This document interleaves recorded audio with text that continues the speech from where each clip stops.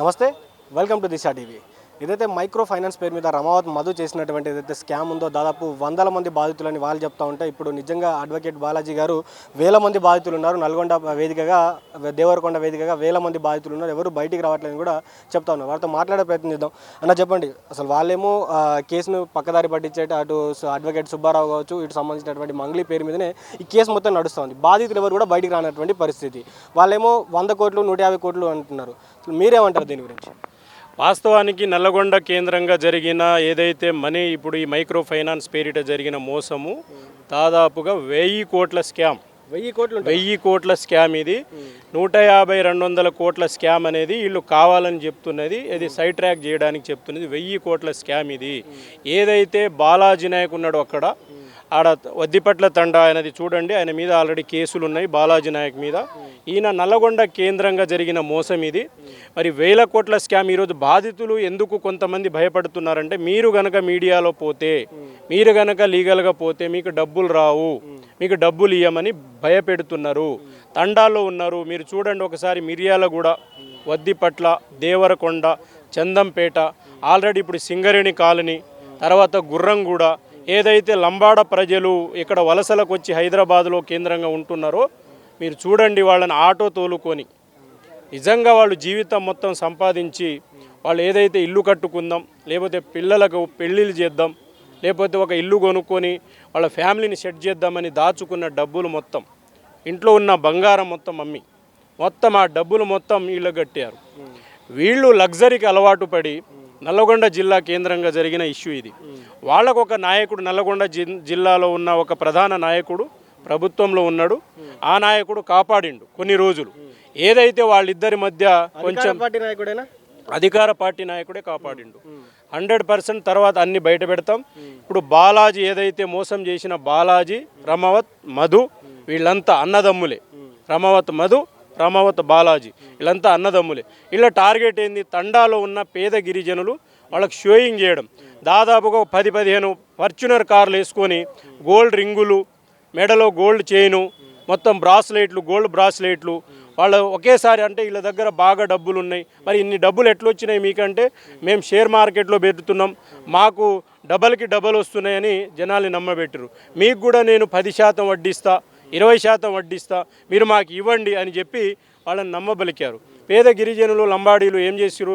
సరే మనకు 10% వడ్డిస్తారు కదా అని చెప్పి వాళ్ళు నమ్మి 50 లక్షలు, 20 లక్షలు, కోట్ల రూపాయలు వాళ్లకు దండుకుని ఇట్లా 1000 కోట్లు చేసుకున్నారు. కొన్ని రోజులు ఒక ప్రభుత్వంలో ఉన్న ఒక అధికారి ఇతను కాపాడి, దాదాపుగా ఇప్పుడు నేనేమంటున్నా, మొత్తం దీన్ని సిబిఐ ఎంక్వైరీ జరగాలి, అవసరమైతే హైకోర్టు సిట్టింగ్ జడ్జితో విచారణ జరగాలి. ఈ నాటకం ఏం జరుగుతుంది ఇక్కడ? ఇప్పుడు మీరు చూడండి ఒకసారి, ఏదైనా ఇప్పుడు సుబ్బారావు అనే అడ్వకేటు సరే మంగ్లీ మీద జరిగింది, అది వాస్తవాలేంది? మంగ్లీ తప్పు చేసిందా? బాధితులు ఏమంటున్నారు? కోకాపేటలో ఉన్న మంగ్లీ ఆడ ప్లాట్లో మేమంతా కూర్చొని అక్కడ సమావేశాలు పెట్టుకున్నాం, అక్కడ కొన్ని మీటింగ్లు జరిగినాయని బాధితులే చెప్తున్నారు. అక్కడ ఏం జరుగుతుంది? విచారణ జరిగితే తేలుతుంది కదా. మేము ఎవరి మీద ఆరోపణ చేయట్లేదు. కానీ నిజంగా చెప్పండి, మీరు ఒక అడ్వకేట్గా, మీరు ఒక ఉస్మానియా యూనివర్సిటీలో చదువుకున్నటువంటి బిడ్డగా, అదేవిధంగా ఒక గిరిజన బిడ్డగా మీరు నిజంగా చెప్పండి, మంగ్లీ ఇన్వాల్వ్మెంట్ దీంట్లో ఉందని అనుకుంటున్నారా మీరు? నేను ఒకటే చెప్తున్నా, ఎవరి ఇన్వాల్వ్మెంట్ ఉంది, ఎవరి ఇన్వాల్వ్మెంట్ లేదనేది మనకు విచారణలో తేలుతుంది. నేను అనేది ఒకటే, ఇప్పుడు బాధితులు ఎవరైతే బాధితులు ఉన్నారో వాళ్ళు ఏమన్నారు? వాళ్ళ తమ్ముడు శివకు ఏదైతే డబ్బులు లెక్క పెట్టేటప్పుడు కానీ, లేదైతే వీళ్ళు ఉన్నప్పుడు మధుతో అతను తిరిగిన ఇష్యూలో కానీ వాళ్ళ తమ్ముడు శివ కనిపిస్తున్నాడు, వాళ్ళు ఆల్రెడీ మీడియాలో చూపించారు. అదేవిధంగా మంగ్లీ కోకాపేటలో ఉన్న ల్యాండ్ ఏదైతే ప్లాట్ ఉందో అక్కడ మేము సమావేశం ఏర్పాటు చేసినామని దాంట్లో ఉన్న బాధితులు చెప్తున్నారు. నేనేమంటున్నా, దీంట్లో మంగ్లీ ఉందా లేదా అనేది విచారణలో తేలుతుంది. వాట్ ఈజ్ వాట్ అనేది తేలుతుంది. నేను ఎందుకు ఈ మాట అంటున్నానంటే, వీళ్ళని ఒక షో చేసి సైడ్ ట్రాక్ చేస్తున్నారు, కానీ వాస్తవానికి 1000 మంది బాధితులు సఫర్ అవుతున్నారు. వాళ్ళు బయటికి రాకుండా, ఒకవేళ మీరు బయటికి పోతే మీ డబ్బులు మొత్తం వృధా అయిపోతుంది, మీరు కనుక మీడియాలో పోతే మీకు అమౌంట్ ఇవ్వము అని చెప్పి బాధితుల్ని చేస్తున్నారు. మీరు ఎవరైనా బాధితులతో మాట్లాడే ప్రయత్నం చేశారా సార్? మీరుతో ఎవరైనా మాట్లాడడం జరిగిందా? ఏం చెప్పారు అసలు? 100% 100 మంది బాధితులు నా దగ్గర ఉన్నారు. ఇప్పుడు మా tribal JAC leader Ravi Nayak కావచ్చు, రవీందర్ నాయక్, నేను కానీ, ఇక్కడ గడ్డం అశోక్, ఈయన అడ్వకేటే. చాలామంది మేము రాత్రి ఆల్రెడీ బాధితులతో మాట్లాడాం.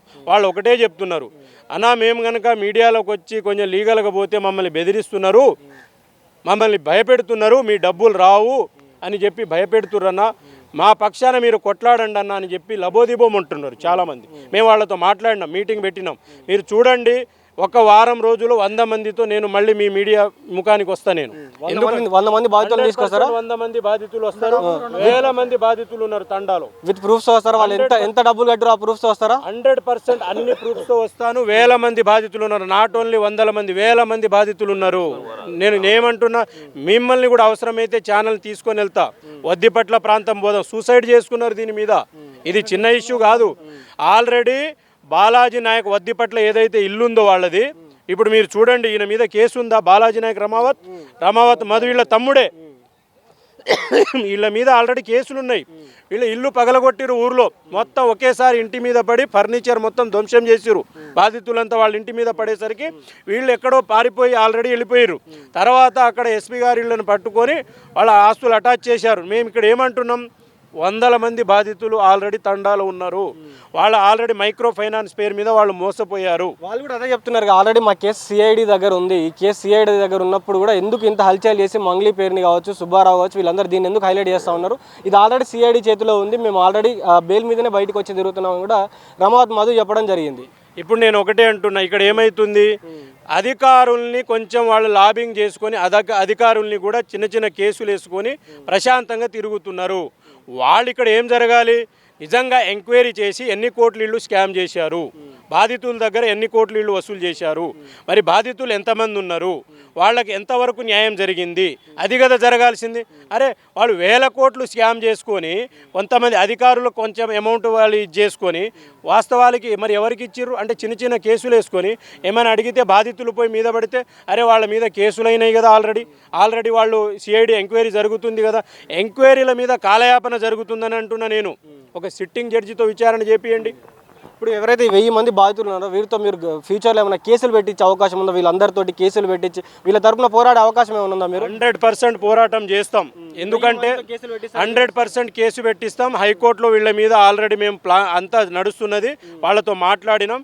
ఇది ఓన్లీ హైదరాబాద్ కేంద్రంగానే కాదు, ఫస్ట్ నల్లగొండ జిల్లా కేంద్రంగా స్టార్ట్ అయింది. ఇది నల్లగొండ జిల్లాలో వద్దిపట్ల, చందంపేట, దేవరకొండ ప్రాంతంలో స్టార్ట్ అయింది.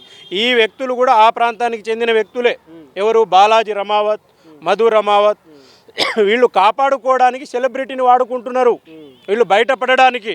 వాళ్ళు ఉన్నారు, వీళ్ళు ఉన్నారు, కానీ దొంగలు వీళ్ళని ఫస్ట్ బయటకు లాగాలి. అసలు ఈ బాలాజీ అనేటోడు మేనా దీంట్లో?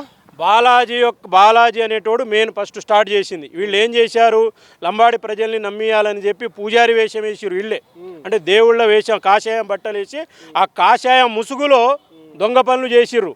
అరే బాబా కదా, మోసం చేయడు, పూజారి కదా, గుడి పూజారి నిజాయితీగా ఉంటాడు కదా అని మా లంబాడ ప్రజలు నమ్మిరు వీళ్ళని. కానీ వీళ్ళు ఏం చేసిర్రు, ఆ కాషాయం దుస్తులు వేసుకొని నిజంగా శివాలయాల ఆశయాలు సాధించే బాబా ఉంటే బాగుండేది. కానీ వీళ్ళు ఏం బాబా, ఆ ఫైనాన్స్ పేరు మీద లంబాడి ప్రజలను మోసం చేసే బాబాలు తయారయ్యారు. ఇక ఎట్లా వీళ్ళు టార్గెట్ లగ్జరీ లైఫ్ బతకాలి, మేము కార్లలో లగ్జరీగా ఎంజాయ్ చేయాలనే ఆలోచనతో ఒక దుర్బుద్ధితో ఈ నాటకానికి స్టార్ట్ చేసిరు వాళ్ళు. ఆ నాటకం స్టార్ట్ చేసి 100 కోట్లు సంపాదించారు. ఆ 100 కోట్లు బయటికి రావాలి. ఇప్పుడు వీళ్ళు ఏం చేస్తున్నారు, ఆల్రెడీ మధు మీద కేసు అయిందంట, సిఐడి ఎంక్వైరీ నడుస్తుందంట. మరి డబ్బులు ఎవరు ఇవ్వాలి? అమాయక ప్రజలు డబ్బులు ఎవరు ఇస్తారు? వాళ్ళకి ఎవరు సిఐడి చెప్తుందా? ఎవరు చేయాలి? మరి రికవరీ ఎవరు చేస్తారు? ఇప్పటిదాకా మీకు ఏమైనా చెప్పిరా రికవరీ ఎవరు చేస్తుందని? ఏ అధికారి అని చెప్పిండా? మేము రికవరీ చేస్తాం, అమాయక ప్రజలు ఇంత మోసపోయారు, ఆల్రెడీ కంప్లైంట్ ఇచ్చారు, ఇక వాళ్ళ మీద కేసులు ఉన్నాయి. ఒకవేళ చీటింగ్ చేస్తే అంత పెద్ద శిక్షలు కూడా లేవనుకుంటాం మన చట్టాల్లో. ఒకవేళ వాళ్ళు నిజంగా బయటపడే అవకాశం ఉంది కదా ఈ చీటింగ్ కేసులో? 100% చీటింగ్ చేస్తే తప్పకుండా వాళ్లకు శిక్షలు పడుతుంది. ఎందుకంటే ఇప్పుడు బిఎన్ఎస్ యాక్ట్ ప్రకారం వాళ్ళకి శిక్షలు పడే అవకాశాలు ఉంటుంది. అదేవిధంగా వాళ్ళు ఏదైతే తీసుకున్నారో వాళ్ళు కూడా రికవరీ చేయాలి. ఇప్పుడు వాళ్ళు బాధితులు సరే, వాళ్ళు మోసపోయారు మైక్రో ఫైనాన్స్ పేరు మీద, అమాయక ప్రజలు వాళ్ళు సరే కష్టపడి ఎన్నో సంవత్సరాలుగా కష్టోడిచి సంపాదించిన సొమ్ముని ఈరోజు వీళ్ళు సొమ్ముని మొత్తం దోచుకున్నారు. ఆ బాధితులనే 2 ఉన్నారు కదా, హేమాకాంత్ రెడ్డి అని, లక్ష్మి అని. వీళ్ళు కూడా అసలైన సూత్రధారులు, వీళ్ళు కూడా మాతోటే చేసిరని కూడా మధు బయటకు వచ్చి చెప్పడం జరిగింది. అరెస్ట్ కాకముందు మధు చెప్పినటువంటి వ్యాఖ్యలు ఇవి. నిజంగా వాళ్ళ పేర్లు ఏమైనా విచారణ జరిగే అవకాశం? 100% ఇక్కడ ఒకటే చెప్తున్నా, అసలు ఈ హేమకాంత్ రెడ్డి ఎవరో మాకు తెలియదు. సుబ్బారావు సరే బాధితుల పక్షాన కొట్లాడుతున్నాడు, వాట్ ఈజ్ వాట్, తర్వాత ఎంతమంది బాధితులకు న్యాయం చేస్తాడో మనం చూద్దాం. నేను దానికి కూడా ఆరోపణ చేయను. సరే మంగ్లీ దీంట్లో ఇన్వాల్వ్ అయిందా లేదా అనేది విచారణలో బయటపడుతుంది. మేము పక్క బాధితుల పక్షాన మేము ఆల్రెడీ 100 మంది బాధితులతో మేము మాట్లాడా. నల్లగొండ జిల్లా ఇప్పుడు మా కుటుంబ సభ్యులు కొంతమంది కూడా మాకు రిలేటివ్స్ కూడా దీంట్లో అమౌంట్ దాదాపు 50 లక్షల వరకు వాళ్ళు కట్టి ఉన్నారు. మీ రిలేటివ్స్ మళ్ళీ తర్వాత చెప్తున్నారు అక్కడ ఏం జరిగింది. వాళ్ళు మన దాంట్లో ఎవరైనా చదువుకున్న వాళ్ళు ఉంటే ఎవరైనా ఉంటే వాళ్ళకి చెప్పనీయకుండా వాళ్ళని సైడ్ ట్రాక్ చేసి ఒకళ్ళు ఎవరికి చెప్పకండి మీకు ఇచ్చే అమౌంట్ మేము ఇస్తామని చెప్పి వాళ్ళు డబ్బులు దోచుకున్నారు. ఇప్పుడు ఇవన్నీ బయటికి రావాలి. ఇప్పుడు ఇక్కడ మీరు అన్నట్టు హేమకాంత్ రెడ్డి కావచ్చు వీళ్ళంతా కొంచెం సైడ్ ట్రాక్ జరుగుతుంది. కానీ బాధితులు పేద గిరిజనులు, లంబాడీలు, దాంట్లో ఎస్సీలు, ఎస్టీలు, కొంతమంది బీసీలు, వేరే వేరే కులాల వాళ్ళు కూడా ఉన్నారు. కానీ అత్యధికంగా నష్టపోయింది మాత్రం బంజారా లంబాడీలు. ఆ లంబాడీలకు న్యాయం చేయాలని మేము లంబాడీల పక్షాన, ఎందుకంటే గతంలో కూడా ఎన్నో పోరాటాల్లో యూనివర్సిటీ ఉద్యమాలలో ఉన్నాం కాబట్టి లంబాడీలు పడుతున్న బాధల మీద మేము జరుగుతున్న 2-3 నెలల నుంచి మేమంతా గమనించాం. సోషల్ మీడియాలో జరుగుతున్న వైరల్ సమావేశాన్ని మేము చూసాం. కానీ అదంతా వీళ్ళ పబ్లిసిటీ ఫ్రంట్ అది. అంటే వీళ్ళ యొక్క పబ్లిసిటీ పెంచుకోవడానికి, అంటే మంగ్లీ మీద చేస్తే నేనేదో కావాలి వీళ్ళ మీద ఇది కాదు మాకు కావాల్సింది. బాధితులకు న్యాయం జరగాలి. ఇప్పటిదాకా ఇన్ని జరుగుతుంది కదా, మరి బాధితుల్ని మీరు గుర్తించారా? గుర్తించి ఎంత మీరు వసూలు చేసి వాళ్ళకు బాధితులకు ఇచ్చారు? ఇది కదా కావాల్సింది. బాధితులు మా దగ్గర ఉన్నారు, మీరు రండి, మేము కొట్లాడతాం దాని మీద. నేను ఒకటే అంటున్నా, బాధితులు అసలైన బాధితులు సైడ్ ట్రాక్ చేయడానికి ఒక గేమ్ నడుస్తుంది. ఈ గేమ్ని నమ్మకండి. ఎందుకంటే పేద ప్రజలు నష్టపోయారు దీంట్లో. అసలైన బాధితుల్ని మీరు ఎప్పుడు తెరపైకి తీసుకొస్తా ఉన్నారు? 100% 100 మంది బయటికి వస్తారు. నేను నీకు చెప్తున్నారు, ఆల్రెడీ వాళ్ళతో మాట్లాడినా. వీళ్ళు ఆల్రెడీ ఫోన్ చేసి మరి మేము మాట్లాడతాం ఆల్రెడీ పోతామంటే, లేదు మీ డబ్బులు ఇగో ఇచ్చేస్తున్నాం, నెక్స్ట్ నెల వచ్చేస్తుంది, మీకు ఇంత ఇచ్చేస్తున్నాం అంత ఇచ్చేస్తున్నాం అని కాలయాపన చేస్తున్నారు. వాళ్ళు 100% బాధితులు కూడా ఒకేసారి వస్తారు. ఆల్రెడీ వద్దిపట్ల బాలాజీ నాయక్ ఇల్లు మొత్తం వాళ్ళు ధ్వంసం చేసి అక్కడ చేశారు. కానీ ఒకేసారి వస్తే మాత్రం ఎట్లా ఉంటుందో చూడండి. వీళ్ళు ఒకటి 150 కోట్లు 200 కోట్లని సైడ్ ట్రాక్ చేసి అరే ఇంతేనేమో అనుకోవాలని. కానీ జరిగింది 150 కోట్లు కాదు, దాదాపుగా 1000 కోట్ల స్కామ్ ఇది. 1000 కోట్ల స్కామ్ ఇది జరిగింది. అమాయక గిరిజనులు లంబాడి, నల్లగొండ, తర్వాత మహబూబ్ నగర్, వరంగల్ ఇట్లా చాలామంది ఉన్నారు తెలియకుండా. ఇప్పుడు కొంతమంది మనకు బయట పడ్డ తర్వాతనే వాట్ ఈజ్ వాట్ అనేది తెలుస్తుంది. కానీ ఇంటర్నల్గా జరిగేది చాలా ఉన్నది దీంట్లో. బాధితులు వాళ్ళు ఇప్పుడు బయటికి రావట్లేదు. వాళ్ళు వచ్చినప్పుడు మీరు చూడండి, ఇది చిన్న స్కామ్ కాదు, చాలా పెద్ద స్కాము. ఇది సైడ్ ట్రాక్ పట్టకుండా నేను చెప్తున్నా 1000 కోట్ల, ఇది 1000 కోట్ల స్కామ్. ఇది నాట్ ఓన్లీ 150-200 కోట్లు కాదు. ఇట్లా అత్యాశకు పోయినటువంటి గిరిజనులు ఎవరైతే ఇట్లా డబ్బులు పెట్టి మోసపోతా ఉన్నారో వాళ్ళకి ఏం చెప్తారు సార్? ఇకపై నుంచి కూడా ఎట్లుండాలి, ఏముండాలంటే ఏం చెప్తారు? ఈరోజు నిజంగా నా గిరిజన మిత్రులకు చెప్తున్నా, మీరంతా ఒకసారి ఆలోచన చేయండి. ఎవరైతే ఈ మైక్రో ఫైనాన్స్ అని లంబాడ ప్రజల్ని మోసపోతున్నారో, ఎందుకంటే సరే మీరు డబ్బులు దాచుకొని కష్టించి ఎన్నో సంవత్సరాలుగా మీరు కష్టపడి సంపాదించిన సొమ్ముని కాజేసుకుంటూ చేస్తున్నారు. మీరు అది ఇప్పుడు పెళ్ళిళ్ళ కోసమో లేదా ఇల్లు కొందామనో ఏదో మరి ఇల్లు కట్టుకుందామనో దాచుకున్న డబ్బులు మొత్తం వీళ్ళు సొమ్ము చేసుకొని ఈరోజు లగ్జరీ జీవితాన్ని అనుభవిస్తున్నారు. ఎవరు కూడా వాళ్ళు ఎలాంటి వెంచర్లు చేయట్లేదు, ఎలాంటి ఇది వాళ్ళు ఫైనాన్స్ ఇది చేయట్లేదు. కాబట్టి మీరు ఆలోచన చేయండి. అది అసలు 10%, 5% ఏందని వడ్డీ అనేది మీకు అది ఉందా లేదా అని తెలుసుకోవాలి కదా. కాబట్టి అమాయకులు ఇప్పటికైనా ఆలోచన చేయండి. మీరు ఆలోచన చేసి ఇలాంటి మోసకారుల్ని మీరు నమ్మకండి. వాళ్ళు మోసం చేసి వేషాలు వేసుకొని మీ దగ్గర డబ్బు కాజేయాలనే ఆలోచనతో రావచ్చు. కానీ మీరు నమ్మి వాళ్ళని ఇది చేయకండి. 100% మీరేదైతే మోసపోయారో ఇప్పటిదాకా 100% అది బయటికి రావాలి. కానీ ఇంకోసారి ఇట్లాంటి దొంగల్ని నమ్మొద్దని నేను చెప్తున్నాను. ఇది అడ్వకేట్ బాలాజీ నాయక్ గారు చెప్తున్నటువంటి మాట. ఏదైతే గతంలో ఇప్పటివరకు మనం అనుకుంటున్నటువంటి ఏదైతే 100-150 కోట్ల స్కామ్ అనుకుంటా ఉన్నాం, ఇది 100-150 కోట్ల స్కామ్ కాదు, 1000 కోట్ల స్కాము. 1000 మంది బాధితులు నాతో ఉన్నారు, 100 మందితో నేను టచ్లో ఉన్న వాళ్ళందరినీ తెరపైకి తీసుకొస్తా. అసలైన బాధితులు వీళ్ళు కాదు, అసలైన బాధితులు నాతో ఉన్నారు. నల్గొండ వేదికగా చాలామంది ఉన్నారు. దీంట్లో మధు మంగ్లీ పేరు ఎంత వినబడతా ఉందో, వీళ్ళకంటే ఎక్కువగా బాలాజీ నాయక్ అనే వ్యక్తి ఉన్నాడు. అతనే ఈ మైక్రో ఫైనాన్స్ సంబంధించినటువంటి అన్ని అంశాలు మొదలుపెట్టాడు. సో అతన్ని తెరపైకి తీసుకురావాలి. సో అతన్ని ఎక్కడున్నాడో అరెస్ట్ చేసి, అదేవిధంగా గతంలో వీళ్ళపై జరిగినటువంటి సిఐడి కేసు కావచ్చు, ఇప్పుడు మొన్న అరెస్ట్ అయినవి కావచ్చు, వీటన్నిటిపైన కూడా విచారణ జరిపి బాధితులందరికీ ఆ డబ్బును మళ్ళీ ఇవ్వాలని కూడా ఆయన కోరుతా ఉన్నారు, డిమాండ్ చేస్తూ ఉన్నారు. అదేవిధంగా రానున్నటువంటి రోజుల్లో గిరిజన ప్రజలు కూడా ఎవరు ఇట్లా మోసపోకూడదు. ఈ మైక్రో ఫైనాన్స్, ఈ 10% వడ్డీ, 5% వడ్డీ కూడా ఎక్కడ లేదు కాబట్టి ఇట్లాంటి వాటిని నమ్మకండి అని కూడా అడ్వకేట్ బాలాజీ నాయక్ గారు చెప్తా ఉన్నారు. సో ఇది ఇప్పటివరకు అప్డేట్స్ చూస్తూనే ఉండండి దిశ టీవీ. నేను మీ journalist Srikanth with video journalist Vamsi from Osmania university, Hyderabad.